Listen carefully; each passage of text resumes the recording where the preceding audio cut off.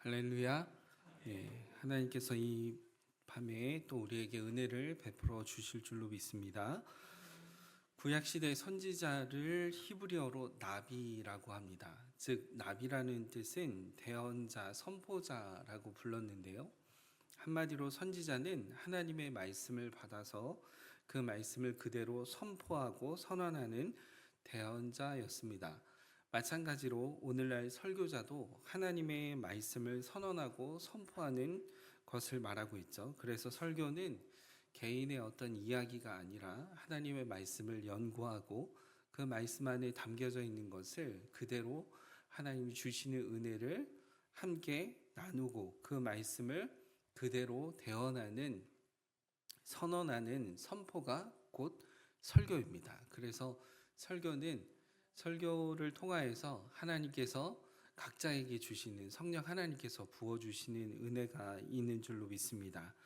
오늘부터 우리는 주님이 허락하시는 만큼 성전에 대해서 함께 나눌 것인데요. 계속해서 우리가 성전에 대해서 나눌 때 성전의 구조는 어떤지, 성전의 역사는 어떠했는지, 성전의 기능은 또 어떠했는지 그런 부분에 대해서 함께 나눌 것입니다. 그런데 그 성전에 대해서 나눌 때에 먼저 기초적으로 우리가 알아야 할 부분이 있다면 그것은 하나님의 거룩하심은 무엇인지에 대해서 알아야 됩니다. 그리고 또 하나님의 임재라는 것은 무엇인지, 그리고 우리의 정결함이라는 것은 무엇인지 그것을 알아야지만이 성전에 대한 기능과 성전에 대한 역사, 또 성전에 대한 구조, 이 모든 것들을 이해할 수 있기 때문에, 그래서 우리는 이번 주부터 주님이 허락하시는 만큼 거룩과 또 하나님의 임재와 또 하나님의 정결하심은 무엇인지에 대한 부분을 먼저 우리가 함께 살펴보도록 하겠습니다. 다소 설교 같은 형식이 아니고 강의 같은 형식이라고 할지라도 이것을 통해서 하나님을 더 알아가고 그분의 임재하심 속에서 하나님께 영광을 올려드리는 저와 여러분의 모습이 되어지기를 간절히 소망합니다. 2025년 기준으로 세계 인구가 약 82억 명이라고 이야기를 합니다. 82억 명 중에서 82억 명이면 예전에는 82억 명이 안 됐었죠. 그런데 꽤나 많이 늘어났습니다. 82억 명 중에 저와 여러분도 속해 있는데, 수많은 전 세계의 사람들 중에 어떤 사람은 가난한 사람이 있는가 하면 어떤 사람은 부자로 사는 사람들도 있습니다. 또 어떤 사람은 건강한 사람이 있는가 하면 그렇지 못한 사람도 있죠. 또 어떤 사람은 평화를 수호함으로 말미암아 희생하고 헌신하는 사람들도 있지만 독재자로서 많은 사람들을 괴롭히고 또 힘들게 하는 그런 사람들이 있습니다. 전 세계에는 수많은 다양한 사람들이 지금도 각자의 삶 가운데 삶을 살아가고 있는데요. 여러분, 82억 명의 사람이 공통적으로 가지고 있는 부분들이 있습니다. 그 사람이 어떤 사람이든 상관없이 나이가 적던 적지 않던 어떤 환경에 있든 상관없이 공통적으로 가지고 있는 것이 있습니다. 그 공통점은요, 사람은 두 가지가 없으면 살 수 없다라는 것입니다. 첫 번째는 뭐냐면 시간이에요. 시간이 없이는 어떤 사람도 존재할 수가 없습니다. 시간이 있어야 되고요. 두 번째는 공간입니다. 여러분, 이걸 제가 여러 번 여러분에게 아마 뇌기 강의 때도 했었고 설교 때도 종종 말씀드렸던 부분들이 있었던 것 같아요. 여러분, 시간은 사람은 누구나 과거, 현재, 미래에 빗대어서 살고 있죠. 우리는 침을 지금 이 순간에도 침을 꼴깍 삼키려고 하는 그 순간 현재지만 침을 꼴깍 삼키면 과거입니다. 요 찰나의 순간에도 시간이 계속해서 어떻게 하죠? 지나가고 있습니다. 그래서 과거, 현재, 미래 이 모든 시간 속에 우리는 그 시간을 빗대어서 삶을 살아가고 있죠. 이것을 뭐라 그럽니까? 역사 속에서 삶을 살아간다라고 말하고 있습니다. 그래서 우리의 과거의 역사는 어떠했는지, 그리고 현재의 역사는 어떠했는지 이것을 돌아보면서 미래의 역사에는 우리가 어떤 방향으로 나아가야 되는지에 대한 부분들을 사람들이 많이 이야기를 합니다. 어쨌든 간에 사람은 시간 없이는 살 수가 없다라는 것입니다. 여러분이 오늘도 어떠셨죠? 시간 속에서 삶을 살아왔습니다. 또 하나는 공간인데요. 공간은 여러분 우리 어디에 이렇게 공중에 붕 떠 있거나 그렇지 않지 않습니까? 지금 우리가 있는 예배를 드리고 있는 곳은 고운동입니다. 그렇죠? 고운동은 세종시에 속해 있고 세종시는 대한민국에 속해 있고 대한민국은 아시아에 속해 있죠. 또 아시아는 어디에 속해 있습니까? 지구라고 하는 별에 속해 있습니다. 그리고 지구는 어디에 속해 있습니까? 우주에 속해 있잖아요. 우리 성경일독 우리 목사님을 통해서 성경일독 학교 때 아마 배우셨을 것입니다. 그렇다면 우주는 어디에 속해 있는가? 우주의 끝을 아는 사람도 없고 우주의 끝을 가본 사람도 없습니다. 그냥 우주가 끝이 어딘지도 모르지만 우리는 결국은 큰 넓은 의미에서 봤을 때 우리는 어디에 살고 있어요? 우주에 살고 있다라고 하는 것입니다. 그런데 이 우주가 언제, 어디서, 어떻게 형성되었는가 라고 하는 부분들을 사람들이 연구했는데 그 연구한 것이 무엇입니까? 빅뱅 이론이죠. 그러나 성경은 어떻습니까? 창조론이잖아요. 하나님께서 창조하셨다라고 하는 부분입니다.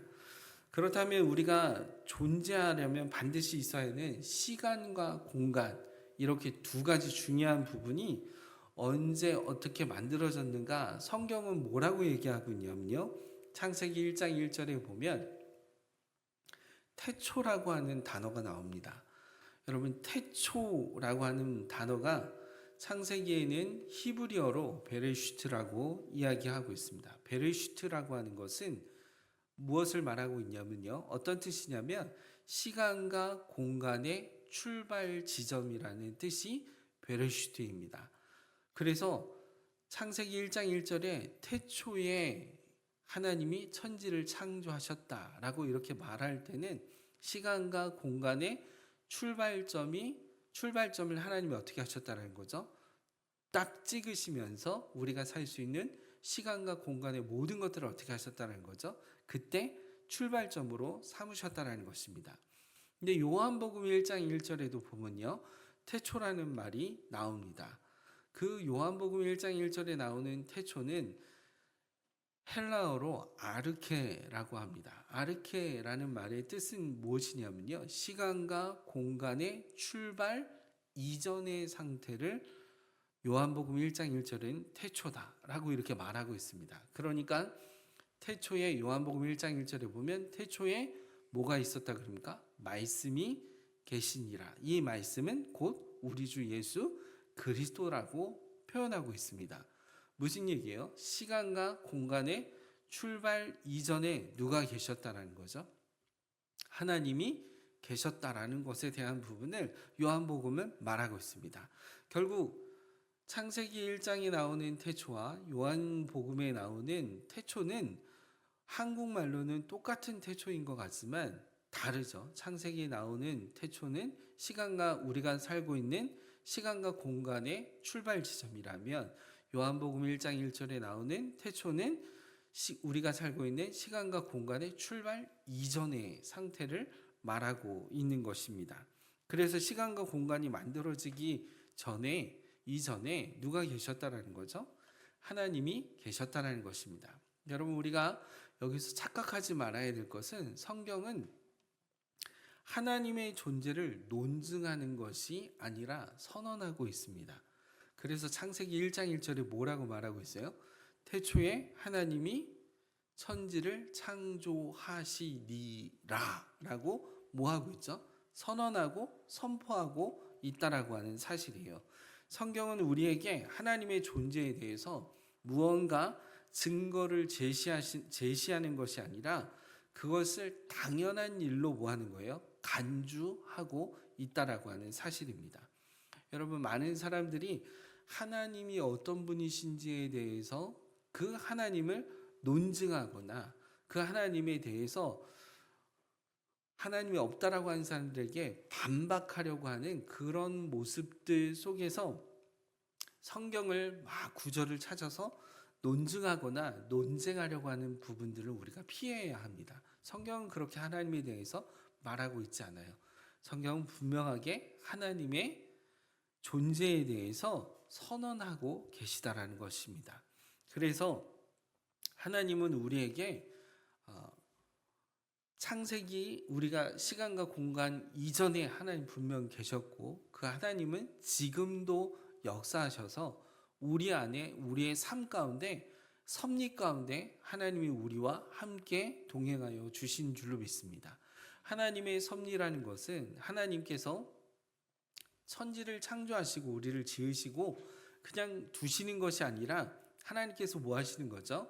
하나님께서 보존하시고 유지케 하시고 또 협력케 하심으로 말미암아 모든 만물을 하나님 뭐 하신다라는 거예요? 주관하고 계시다라는 것입니다. 그래서 오늘도 우리가 일상을 살아왔지만 사실은 하나님께서 뭐 하신 거죠? 우리의 삶을 주관하시고 우리의 삶의 영역 가운데 모든 것을 다스리시는 만왕의 왕으로서 오늘도 우리와 함께 동행하여 주신 줄로 믿습니다. 그 하나님께서 우리에게 하나님 자신을 나타내 보이시는 것을 기뻐하시는 특성을 가지고 계십니다. 다시 말씀드리겠습니다. 하나님은 우리에게 하나님 자신을 보이시기를 기뻐하시는 특성을 가지고 있는데요. 그 특성을 뭐라 그러냐면 속성이라고 이야기를 하는 것입니다. 다시 말해서 하나님의 속성이란 하나님의 완전성에 대한 일부분의 의미로 하나님이 우리에게 나타내시기를 기뻐하셨고 어느 정도 우리가 이해할 수 있는 하나님에 대한 사실들 그리고 하나님의 위대하고 영광스러운 영원한 본성의 몇 가지 측면을 의미하고 있습니다. 그러니까 하나님의 속성에 대해서 신학교에서 가르치는 것처럼 하나님은 영원하시다, 자존하시다 뭐 이런 부분들에 대해서 그러면 하나님 그런 분이시구나 우리의 이성으로 모든 것을 판가름해서 그 틀 안에 넣을 수 있는 분이 아니세요. 그런데 하나님께서 우리에게 하나님 자신을 드러내고 나타내시는 것을 기뻐하시는데 그 완전한 부분의 일부분을 우리에게 드러내고 나타내 주시는 것을 뭐라고 얘기하냐면 속성이다 라고 이렇게 말하고 있는 것입니다. 그래서 우리가 그분을 알도록 우리가 그분을 경배하도록 우리가 그분과 교제하도록 자신을 보이시고 자신을 나타내시는 분은 바로 누구시냐면 하나님이세요. 우리의 어떠한 우리 측면에서 인간 측면에서 하나님에 대해서 알려고 막 도달하고 뭐 어떤 수행을 하고 경지에 이르러서 하나님을 알려고 하는 것이 아니라 하나님께서 이미 인간을 창조하시고 인간에게 관섭하시고 인간에 주관하시고 인간 안에 개입하셔서 하나님 자신을 드러내시고 나타내시고 하나님 자신을 보이시는 것을 뭐 하신다고요? 기뻐하시는 특성을 가지고 계시다라는 사실이에요. 그래서 하나님이 우리에게 하나님 자신을 뭐 하시는 거죠? 우리가 이해할 수 있는 측면에서 우리에게 나타내 보여주시는 것입니다. 그래서 하나님의 속성의 대표적인 부분들은 몇 가지가 있죠. 그것을 좀 짧게 살펴보면 하나님은 자존하십니다. 자존하다라는 것이 무엇입니까? 스스로 존재하신다라는 거예요. 그래서 성경에서는 이 자존성에 대해서 뭐라고 말하고 있습니까? 야훼라는 말을 씁니다. 구약에서 야훼 스스로 존재하는 분이라는 뜻이에요. 또 성경에 뭐라고 되어 있습니까? 여호와라고 이렇게 표현되어 있습니다. 여호와는 우리의 왕이시다라고 이렇게 말할 때 여호와는 스스로 계신 분이라는 거예요. 모세가 애굽의 왕자였죠. 그가 광야로 쫓겨나게 되었습니다. 그리고 그 광야에서 양을 치는 목동이었었는데 떨기나무에 불이 붙었는데 그 불이 타지 않는데 그래서 모세가 가까이 갔죠. 그 그랬더니 하나님께서 내가 선 곳이 어떤 땅이라고요? 거룩한 곳이니까 신을 벗으라고 이야기를 하면서 하나님께서 모세에게 명령을 하십니다. 너는 내 백성 이스라엘 백성에 있는 애굽 땅으로 뭐 하라 그러죠? 가라 그럽니다. 그리고 내 하나님께서 이 백성을 이끌고 이 산으로 오게 하라라고 명령을 하십니다. 그때 모세가 뭐라고 얘기를 하죠? 여러 가지 핑계를 댑니다. 저는 그렇게 못하겠습니다. 합니다. 그 여러 가지 이야기를 하는데 모세가 이런 고백을 합니다. 이 백성들한테 가서 누가 보냈냐고 얘기를 할 때 뭐라고 얘기를 합니까? 그때 하나님께서 뭐라 그러세요? 나는 스스로 있는 자다라고 이렇게 말씀하십니다. 여러분, 하나님이 자존하신다라는 것은 누구에 의해서 태어나거나 만들어지거나 누구에 의해서 형성된 것이 아니라는 거예요. 하나님은 스스로 존재하시며 하나님께서는 스스로 계신 하나님이세요. 아까 우리가 살펴봤던 아르케, 요한복음 1장 1절에 나오는 아르케, 시간과 공간의 출발 이전에 하나님은 어떠셨다고요? 이미 스스로 계신 하나님이시라고 말씀하고 있는 것을 보게 됩니다. 또한 하나님은 어떠십니까? 영원성을 가지고 계시죠. 하나님은 영원하십니다. 영원하다라는 게 무엇입니까? 죽지 않는다라는 거예요. 죽음이 없습니다. 또한 소멸되지도 않고 또한 변하지도 않으시는 분이십니다. 불변하신 분이시죠. 그러나 우리 인간은 어떻습니까? 불변합니까? 불변할 수가 없습니다. 그 누구도 불변할 수 없습니다. 영원할 수가 없는 부분을 가지고 있지요. 여러분, 또한 하나님은 우리가 잘 아는 속성들이 있죠. 전능성을 가지고 있습니다. 모든 것을 하실 수 있는 능력을 가지고 계시죠. 또 하나님은 전지하십니다. 모든 것을 아실 수 있는 지혜를 가지고 계십니다. 여러분, 여기에 모든 것을 아신다는 것은 나의 숨쉬고 나의 모든 것을, 나의 인생의 과거, 현재, 미래에 대한 모든 것들을 어떻게 하신다고요? 알고 계시는 하나님이시죠. 전지하신 하나님이십니다. 또 하나님은 어떤 분이십니까? 편재하신 분이십니다. 하나님 편재하시다는 것은 두루 편자에 있을 죄입니다. 하나님 어디에든지 어느 곳에든지 계시다라는 것이잖아요. 그래서 성경에 뭐라고 되어 있습니까? 내가 새벽 날개를 쳐서 바다 끝에 가 있을지라도 그곳에도 누가 계시다고요? 거기에도 하나님이 계시다라고 이렇게 말씀하고 있는 것을 보게 됩니다. 하나님은 아니 계신 곳이 없으시죠. 하나님은 우리의 삶의 모든 영역들을 다 우리와 함께 동행하시고 그 자리에도 하나님이 어떠시죠? 계시다라는 사실이에요. 여러분, 제가 탈북자들한테 막 성경을 가르치고 있는데 편재성에 대한 부분을 강의를 했어요. 그랬더니 어떤 자매가 저한테 이렇게 질문을 하더라고요. 목사님, 그러면 내가 북한에서 그렇게 고생할 때 그때도 하나님이 계셨습니까? 저한테 묻더라고요. 물론이지. 그때도 하나님이 계셨어. 은하자매 옆에 하나님 분명 계셨다고. 그렇습니까? 그럼 제가 압록강을 건너서 중국에 팔려갈 때도 그때도 하나님이 거기 계셨습니까? 물론이지. 하나님 거기 계셨지.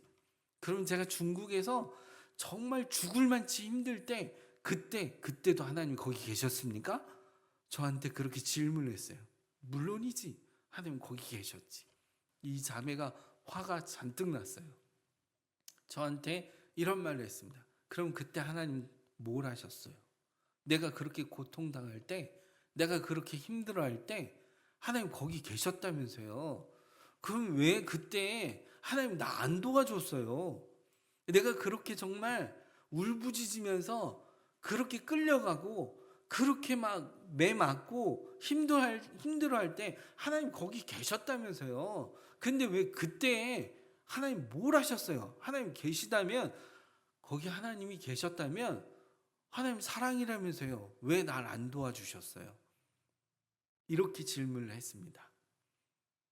여러분은 어떠십니까? 여러분은 어떠세요? 여러분, 어려운 순간이 인생을 살다 보면 있지요. 내가 생각하지도 못했던 일들이, 어려움이 쓰나미처럼 밀려올 때가 있습니다. 그때 여러분, 하나님 어디 계세요? 여러분, 하나님 어디 계세요? 막 이렇게 해보신 적이 있으세요? 있으십니까? 대답을 안 하시는데요. 저는 해봤습니다. 네, 저는 언제 해봤냐면요, 청년 때입니다. 저는 그 판자촌에서 살았기 때문에 물 안 나오고 전기 안 들어오는 판자촌에서 어려서부터 늘 살아왔기 때문에 아주 지긋지긋한 그 판자촌에서 삶을 살았는데, 뒤에 아저씨가 술 먹고 와가지고 라면 끓여 먹는다고 골로에다가 물을 얹었다가 이게 엎어지면서 불이 났거든요. 그래서 홀라당 다 탔습니다. 그 무허가촌이 홀라당 다 탔어요. 뭐 양말 하나 건질 시간 없이 그냥 몸만 피신해야 되는 상황에서 그냥 빠져나오는 상황이었어요. 저는 물론 그때 없었습니다. 지방에 내려가 있었던 상황인데, 아침에 제가 소식을 듣고 와봤더니요, 판자촌이 홀라당 다 탔어요.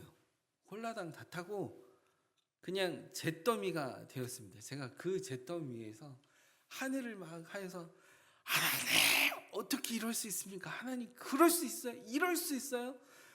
뭘 잘못해서 이럴 수 있어요, 하나님? 그러면서 제가 하나님 어떻게 이럴 수 있냐고 이렇게 참 무지한 일을 했던 기억이 납니다. 여러분은 어떠십니까? 여러분 인생 가운데 혹시 그런 경험이 있으신가요? 이 탈북 자매는 저에게 그렇게 물었어요. 내가 그렇게 고통당할 때 하나님이 편지하시다면서요. 뭘 하셨어요? 이렇게 물었습니다. 혹시 여러분은 그런 상황이 닥칠 때 여러분은 어떻게 하시겠습니까? 여러분, 어떤 어려운 상황이 있을 그때에도 하나님 그 자리에 계십니다. 여러분이 고통 가운데에서 진짜 나 이제 끝이구나 하는 그 순간에도 그 자리에 누가 계시죠? 하나님이 분명 계십니다. 그러면 하나님 왜 우리에게 어려움이 닥쳐오는 그때에 뭘 하시나요? 왜 우리를 도우시지 않으시나요? 이렇게 물을 수 있습니다. 여러분, 우리의 인생은 영원하지 않습니다. 우리의 인생에 영원한 것은 없어요. 결론 짓는 것이 무엇입니까? 결국은 죽음이라는 거예요. 죽음입니다. 히브리서 9장 27절 너무나 많이 얘기했는데, 한 번 죽는 것은 사람에게 정해진 것이요 그 후에는 심판이 있다라고 했습니다. 여러분, 이것이 결론이에요. 우리 인생에 남는 것이 있다면 죽음입니다. 언제 죽을지는 모르지만 죽음이라는 결론 앞에 서 있습니다. 그런데 하나님께서 우리에게 주시고자 하시는 것은 무엇입니까? 영원한 생명, 영생이에요. 저는 그 자매에게 얘기했습니다. 은하자매, 분명 그 자리에 하나님 계셨어. 그 자리에 하나님이 은하자매와 함께 동행했는데, 최종적으로 은하자매에게 주고 싶어 하시는 것, 하나님께서 은하자매에게 최종적으로 주기를 원하시는 것은 복음이고, 복음을 듣게 하는 거고, 예수 그리스도를 믿게 하는 거고, 예수 그리스도를 믿음으로 말미암아 하나님 나라에 영원히 거하는 영생을 하나님이 주시기를 원하신다라고 말씀을 드렸어요. 말을 했습니다. 여러분, 우리의 인생 가운데 하나님 안에 계신 곳이 없으세요. 하나님 우리에게 하나님 자신을 나타내고 드러내고 하나님 자신을 보여주시기를 기뻐하시는 것이 하나님의 속성이라 그랬잖아요. 여러분이 인생 가운데 어려움이 오고 아픔이 있고 그럴 때에도 하나님은 하나님 자신을 뭐 하시기를 원하세요? 드러내고 나타내기를 원하세요. 하나님은 하나님 스스로 하나님께서 우리에게 하나님이 어떤 분이신지 드러내고 나타내시기를 원하신다라는 거예요. 여러분, 그렇게 드러내시고 나타내시는 것을 나타내시는데, 그 하나님이 우리에게 나타내신데 그 나타내시는 것에 대한 가장 중요한 속성 중에 하나가 거룩입니다. 그래서 이 거룩에 대한 부분을 함께 살펴보려고 하는 부분이에요. 아무튼 하나님의 속성에 대한 부분에서 영원성, 불변성, 자존성, 또는 전능성, 전지성, 편재성 이외에도 하나님이 가지고 계신 절대적 속성, 그러니까 하나님만 가지고 계신 절대적 속성들이 있습니다. 또한 하나님께서 우리에게 그 절대적 속성뿐만 아니라 우리를 지으실 때, 사람을 지으실 때 하나님의 형상과 모양대로 사람을 지었죠. 여러분, 하나님의 형상과 모양에 대한 부분은 목사님이 아마 성경 일독이든지 여러 부분에서 말씀을 드렸을 것입니다. 하나님의 형상과 모양 가운데 지음 받을 때 하나님의 속성의 일부분을 어떻게 하셨죠? 우리에게 부여해 주셨습니다. 그래서 여러분, 우리의 눈에 보이진 않지만 마음이 있죠. 사람은요. 마음이 눈에 보입니까? 보이지 않습니다. 그러나 분명히 있죠. 사랑 눈에 보입니까? 분명히 있죠. 양심 눈에 보이진 않지만 분명 있습니다. 윤리, 도덕, 선, 이런 모든 인격에 관한 부분들은 하나님께서 하나님의 속성의 일부분을 어떻게 하신 거예요? 우리에게 공유하신 것입니다. 그래서 이것을 신학적으로 뭐라 그래요? 공유적 속성이다. 하나님의 속성 중에 일부분을 우리에게 뭐 하신 거예요? 공유하신 것이죠. 그래서 공유적 속성이라 그럽니다. 아까 말했던 하나님의 절대적인 속성은 비공유적 속성입니다. 하나님 공유할 수 없는 부분이죠. 하나님께서 우리에게 이렇게 하나님의 일부분의 속성을 공유하셨고, 또 그 공유하심으로 말미암아 하나님과 뭐 하기를 원하세요? 소통하기를 하나님은 원하시는 거예요. 그래서 인격체인 사람은 하나님이 인격체로 만드신 이유가 무엇입니까? 하나님과 소통하고 교제하고 그분과 함께 소통하고 교제하는 가운데 누구를 알아가는 겁니까? 하나님을 알아가는 것이죠.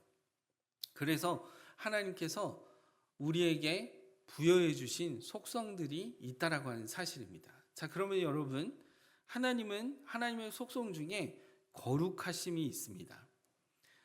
거룩하심도 하나님의 속성 중에 한 부분입니다. 그렇다면 하나님의 속성인 거룩하심은 하나님만 가지고 계신 절대적 속성인 비공유적 속성일까요? 아니면 우리 인간에게도 같이 공유할 수 있는 공유적 속성일까요? 여러분, 좀 제가 너무 어렵게 얘기했나요? 여러분, 이렇게 질문해 볼게요. 여러분, 거룩하십니까? 제가 이렇게 눈을 크게 뜨고 거룩하세요? 이렇게 얘기하면 당황스럽죠? 아니라고 하실 건가요? 네. 여러분, 거룩하세요? 거룩하십니까? 나는 거룩하고는 전혀 거리가 없습니까? 왜요? 뭐 때문에 거룩하고 거리가 멀다라고 생각하십니까? 여러분, 거룩하시냐고요? 네. 아니에요? 그러면 거룩하신이라고 하는 속성은 하나님만 가지고 계신 속성일까요? 인간에게 하나님께서 넌 거룩하신 속성은 절대적 속성이다, 나만 가지고 있어야 된다라고 하는 속성일까요? 오늘 본문 말씀을 읽어보도록 하겠습니다. 다시 한번 천천히 16절과 17절 한번 읽어보겠습니다. 너희는 너희가 하나님의 성전인 것과 하나님의 성령이 너희 안에 계시는 것을 알지 못하느냐? 누구든지 하나님의 성전을 더럽히면 하나님이 그 사람을 멸하시리라. 하나님의 성전은 거룩하니 너희도 그러하니라.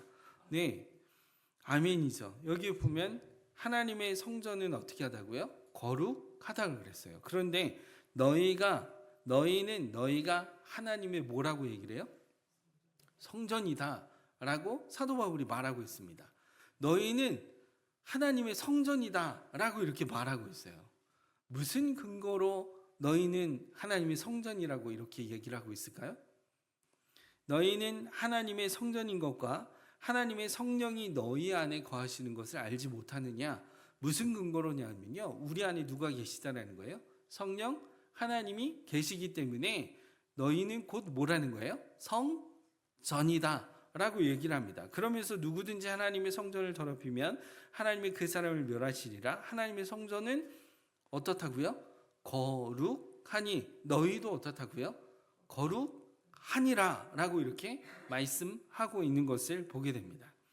여러분, 거룩하심은 하나님의 비공유적 속성이 아니에요. 공유적 속성입니다. 우리에게도 하나님께서 뭘 하시는 거죠? 거룩하게끔 우리에게도 부여해 주시는 속성입니다. 그래서 여기에 보면 하나님의 성전은 거룩하니 너희도 그러하니라 라고 이렇게 말씀하시면서 하나님의 거룩하심을 계시하시는 것을 보게 되는데요. 하나님께서 하나님의 거룩하심을 계시하시는 목적은 분명 우리가 어떻게 하나님께 나아갈 수 있는지를 가르쳐 주시는 것을 말하고 있습니다. 다시 말하면 하나님의 거룩한 속성을 우리에게 공유하시는 이유는요, 우리가 하나님 앞에 어떻게 한다고요? 어떻게 나아갈 것인지를 가르쳐 주는 것이 거룩하심이라는 거예요. 다시 한번 말씀드리겠습니다. 거룩하심을 우리에게 공유하시는 목적은 하나님께 우리가 어떻게 나아갈 것인지에 대한 부분을 나타내시기 위함이라고 말씀하고 있는 것을 보게 됩니다.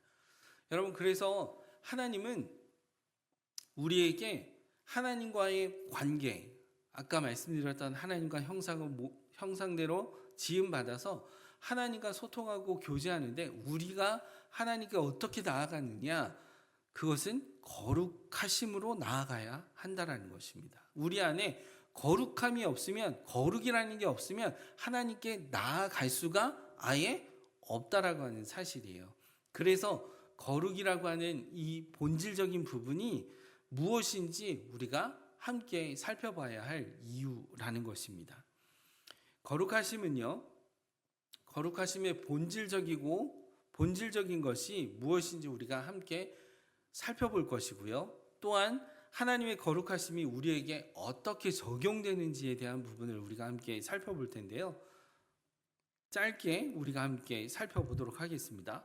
성경에서 거룩에 대한 사전적 의미는요, 히브리어로 카도시라고 이야기를 합니다. 카도시라는 뜻은 분리되다, 구별되다 이런 뜻입니다. 그러니까 구분되고 구별되다, 다름이다, 다른 것이다, 다르다라고 하는 뜻을 가지고 있어요. 헬라어로는 하기오스라고 하는데, 즉 구별되고 구분되고 다름이 있다라는 뜻을 가지고 있는 것이 거룩이에요. 이 거룩에는 두 가지 의미가 있는데요. 첫 번째는 소극적 의미가 있습니다. 소극적 의미는 뭐냐면요, 하나님께서는 죄와 완전히 분리되어 있다라는 사실입니다. 다시 말하면 거룩이라는 뜻이 구분되다, 구별되다라는 뜻이라고 했잖아요. 그러니까 죄와 하나님은 어떻다고요? 완전히 구별되어 있다라는 것입니다. 죄와 구별되고 구분되어 있다라는 겁니다. 다시 말하면 하나님은 죄라는 요소를 함께 할 수가 없다라는 것입니다. 또한 악으로부터 뭐 하고 있다는 거죠? 분리되어 있다라고 하는 사실입니다. 그래서 거룩, 구별되다, 구분되어 있다라는 뜻입니다. 적극적인 의미는요, 하나님은 완전하시며 완전한 순결하심을 가지고 계십니다. 다시 말하면 하나님은 완벽하게 뭐 하시다는 거예요? 순결하시다는 것입니다. 죄의 요소가 전혀 있을 수가 없다라고 하는 사실이에요. 여러분, 순금이라고 말할 때 순금은 100% 뭐여야 됩니까? 금으로 되어 있어야 됩니다. 거기에 0.1%가 굴이나 철이나 다른 요소들이 섞이면 그것은 순금이 될 수가 없잖아요. 그죠? 그건 완벽한 순금이라고 말할 수 없습니다. 순금이라고 말할 때는, 완전한 순금이라고 말할 때는 그 어떤 것도 섞일 수가 없는 것을 말하고 있어요. 마찬가지로 하나님은 죄와 섞일래야 섞일 수가 없는 분이십니다. 오히려 죄를 보시면 혐오하고 죄에 대해서 뭐 하시는 거죠? 반드시 심판하시게 되어 있습니다. 그러니까 하나님은 거룩하신 하나님이십니다 라고 말할 때 그 거룩은 죄와 분리되어 있고 죄의 요소를 용납할 수 있는 부분들이 아니고 타협할 수 있는 부분들이 아니라는 사실이에요. 하나님 완전한 순결이시라고 하는 사실이죠. 여러분, 이 이런 거룩하심이 우리에게 그러면 어떻게 실질적으로 적용되는가라고 하는 부분에 있어서 두 가지가 있는데요. 그것은 하나는 하나님의 의의입니다. 그리고 또 하나는 공의입니다. 하나님께서 우리에게 하나님의 그 거룩하심을, 완전하심에 대한 그 거룩하심을 우리에게 적용하실 때 두 가지로 나타나는데 하나는 의이고 하나는 공의입니다. 의라는 것은 하나님의 거룩하심에 대한 사랑을 드러내고 나타내는 것을 의다라고 이렇게 이야기하는 것입니다. 그래서 하나님께서 하나님의 의를 나타내시기 위해서 이것을 입법적으로 하나님께서 법을 만들어 놓으셨는데 구약 시대 때는 그것을 뭐라고 얘기를 하냐면 율법이라는 거예요. 그래서 하나님이 택하신 백성, 이스라엘 백성들은 이방 민족들과 달리 뭘 가지고 있었어요? 율법을 가지고 있었고 그 율법을 지킴으로 말미암아 하나님의 구별된 뭐였어요? 백성이 되었던 것입니다. 그래서 하나님의 그 율법에 대한 부분은 하나님과의 관계를 어떻게 할 것인지, 하나님께 어떻게 나아갈 것인지에 대한 그러한 부분들을 뭐한 거죠?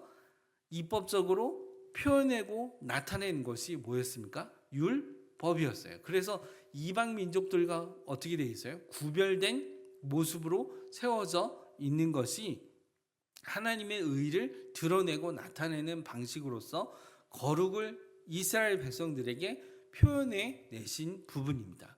반대로 공의는 사법적 거룩하심에 해당하는 부분인데요. 율법을 지키지 않을 때에 그에 따라서 하나님께서 어떻게 하신다는 거죠? 그것을 심판하시고 그것을 정죄하신다라고 하는 의미를 가지고 있습니다. 다시 말하면 죄에 대한 부분을 보시고 하나님이 그냥 넘어가시는 것이 아니라 죄에 대한 부분을 반드시 뭐 하신다는 거죠? 그것을 심판하시고 그대로 공의대로 어떻게 하신다는 거예요? 그것을 혐오하시면서 제거하시겠다라고 하는 부분이 담겨져 있는 것이 공의입니다. 그래서 하나님은 의와 공의로서 우리에게 적용을 하시는데 하나님의 의, 즉 하나님의 사랑을 우리에게 나타내 보여주시는데 그것이 구약에는 율법으로 드러났고요. 그 율법을 완전하게 완성을 이루신 분이 누구이십니까? 예수 그리스도이십니다. 그래서 거룩하심의 절정은요, 십자가를 뺄 수가 없습니다. 십자가에 대한 모든 부분은요, 십자가의 도에 대한 모든 부분들은 하나님의 거룩하심의 절정이라고 할 수 있습니다. 그래서 율법으로는 도저히 이룰 수 없는데 율법에 한 의가 나타났다라고 로마서 3장 21절 말씀에 보면 율법이 아닌 한 의가 나타났다라고 하는데 그 의가 뭐라 그럽니까? 예수 그리스도다라고 이렇게 말씀하고 있는 것이에요. 그래서 그 의가 우리에게 어떻게 하는 거죠?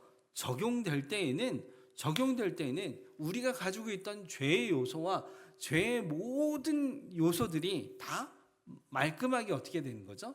공의대로 심판해서 모든 것이 끝나게 버리게 만드는 것입니다. 그래서 공의대로 하나님께서 그 아들 예수 그리스도, 죄가 없으신 예수 그리스도를 십자가에 매달아 놓으시고 하나님께 뭐 하신 거죠? 하나님의 진노와 하나님의 심판과 하나님의 저주를 한꺼번에 다 어떻게 하시는 거예요? 쏟아내시는 것입니다. 그래서 그 예수 그리스도의 십자가의 의로 말미암아, 그 공로로 말미암아, 믿음으로 말미암아 우리 안에 뭐가 형성되는 거예요? 우리를 의롭다 칭하여 주시는 은혜를 우리에게 베풀어 주시는 것입니다. 그로 말미암아 우리는 하나님의 의와 공의라고 하는 부분은 하나님께서 심판하시는 데만 목적이 있는 것이 아니라 우리를 뭐하게 하시는 데도 목적이 있어요? 우리를 살려내시는 데에도 목적이 담겨져 있는 것이 의와 공의입니다. 이 의와 공의를 통하여서 우리를 뭐 하시는 거죠? 거룩하게 만드시는 은혜가 있게 하시는 겁니다. 따라서 하나님께서 의와 공의를 통하여서 예수 그리스도의 의와 예수 그리스도를 통하여서 공의대로 하나님께서 모든 것을 십자가에서 이루어 내심으로 말미암아 우리를 거룩한 하나님의 자녀로 칭하여 주시는 것이죠. 그래서 오늘 본문 말씀인 3장 16절에 뭐라고 되어 있어요? 너희는 너희가 하나님의 성전이다. 하나님이 임재하시는 것과 하나님의 성령이 너희 안에 거하시는 것을 알지 못하느냐? 하나님이 거하시려면요, 우리 안에 죄에 대한 요소가 어떻게 해야 됩니까? 없어야 하는 부분이죠.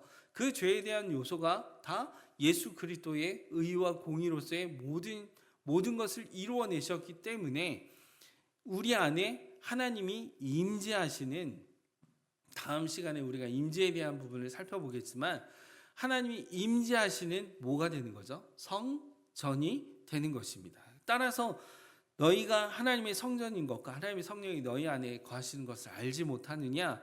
내가 성전은 거룩하니 너희도 뭐하다라는 거죠? 거룩하다라고 이렇게 말씀하고 있다라고 하는 사실입니다.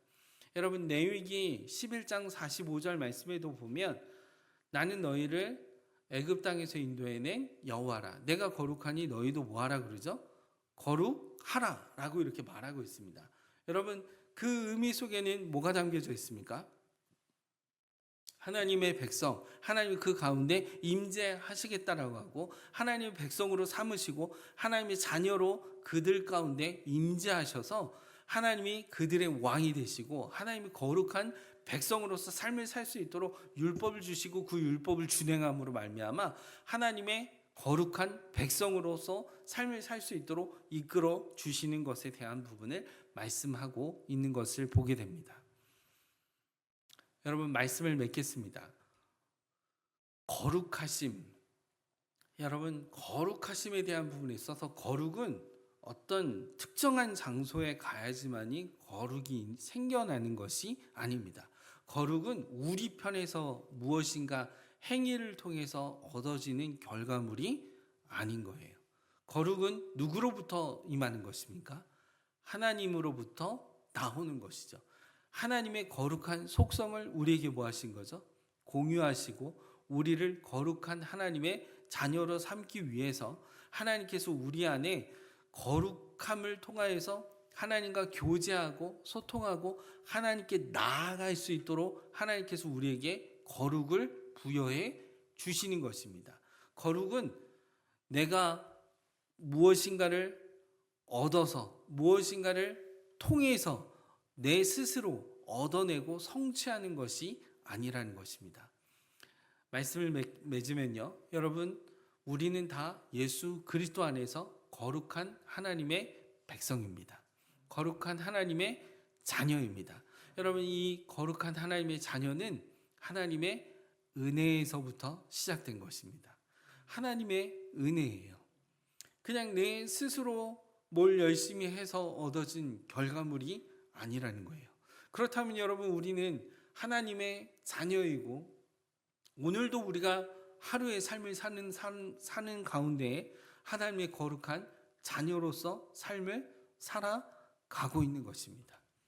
내가 교회에서 열심히 헌신하고 봉사하고 무언가를 노력한 결과물이 있어야지만이 하나님의 자녀, 거룩한 자녀가 아니라 난 거룩하다라고 말할 수 있는 게 아니라 이미 하나님께서 우리를 사랑하사 그 아들 예수 그리스도를 통하여서 우리를 거룩한 자녀로 삼아 주셨고 그 거룩한 자녀로서 오늘도 하나님의 거룩한 자녀로서 은혜 아래에서 하루를 살아가는 자로 살게 되는 것입니다. 따라서 여러분, 카도시 구별되어 있다. 어떻게 구별되어 있습니까?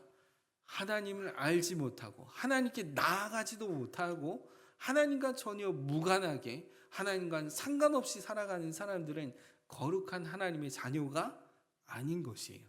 그러나 여러분, 우리의 삶의 형편이 어떠하든 우리의 처지가 어떠하든 이미 우리는 예수 그리스도를 통하여서 거룩한 자녀라 칭함을 받게 하셨고, 오늘도 우리가 어떠한 남들이 알아주지 아니하는 그런 삶을 산다고 할지라도 이미 하나님 앞에서 거룩한 자녀로서 은혜 입은 자로서 오늘도 삶을 살아가는 줄로 믿습니다. 평생에 우리의 흘러가는 시간 가운데 우리는 하나님의 구별된, 구분된, 하나님께서 우리를 너는 의롭다, 너는 내 자녀다, 너는 내가 너를 거룩히 하였다, 너는 내 백성이다, 하나님께서 이렇게 칭하여 주시는, 우리의 인생에 아무리 어려운 상황이라도 너는 거룩한 자녀야, 나의 거룩한 백성이야 라고 칭하여 주시는 그 은혜 가운데 우리가 삶을 살아가는 줄로 믿습니다. 그 하나님의 거룩한 자녀답게 하나님께 나아갈 때 거룩함으로 하나님의 그 은혜를 입은 자로서 하나님을 영화롭게 하며 나아가는 저와 여러분의 생애가 되어지기를 예수 그리스도의 이름으로 축원합니다.